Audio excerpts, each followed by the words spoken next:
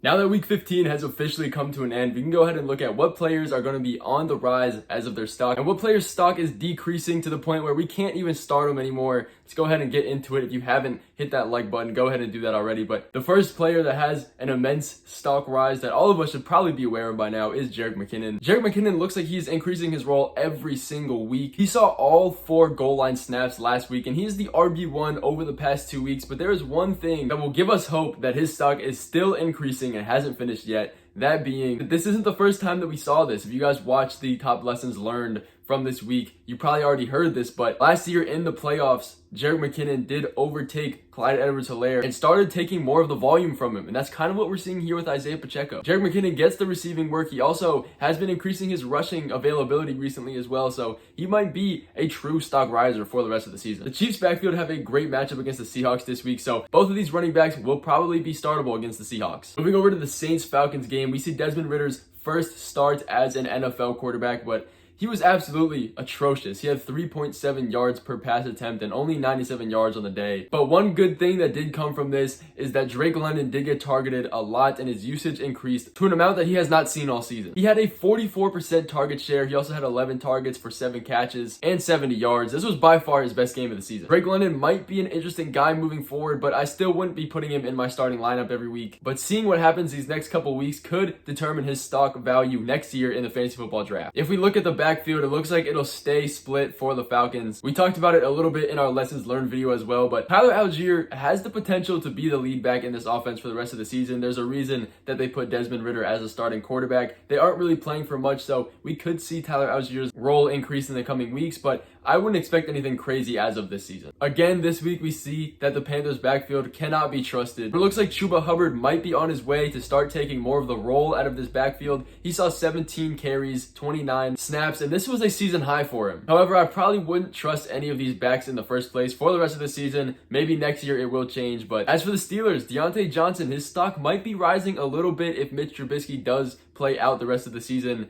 We already know that Deontay Johnson has his best games when Mr. Trubisky is playing, so we did see a pretty good outing last week. This might continue if Mr. Trubisky is still the quarterback. Another backfield that might be on their way to increasing stock, and kind of has to be at this point, is the backfield for the Colts. Jonathan Taylor out for the season with a possible high ankle sprain. Zach Moss and Deion Jackson will be the two up to the plate. Now, it is still a bit too early to see which running back will get the majority of the work, but we can assume that it is Deion Jackson. In the 2 weeks that Jonathan Taylor did miss and he filled in for him, he averaged 12.5 carries for 60 yards and 7 receptions for 50 yards as well. He will get work in the pass game, probably over Zach Moss, so that might make him a bit more of a favorable guy if you are playing PPR leagues. But we could very well see Jordan Wilkins get activated from the practice squad. If this does happen, it probably will drop their stock just a little bit, but there's no other option but for their stock to increase because they are fighting for a starting running back spot now. But if we look at the Ravens and Browns, Deshaun Watson's stock is still decreasing. He got saved by a touchdown, but Donovan Peoples-Jones' stock is still increasing by the week with Deshaun Watson. He did get most of the work with Deshaun Watson while he was suspended in the preseason as well as practicing, and that looks to be seen directly into the game as well. He's being the most targeted wide receiver since Deshaun Watson has been out, so his stock is definitely increasing. As for the backfield for the Ravens though, it looks like their stock is kind of staying the same,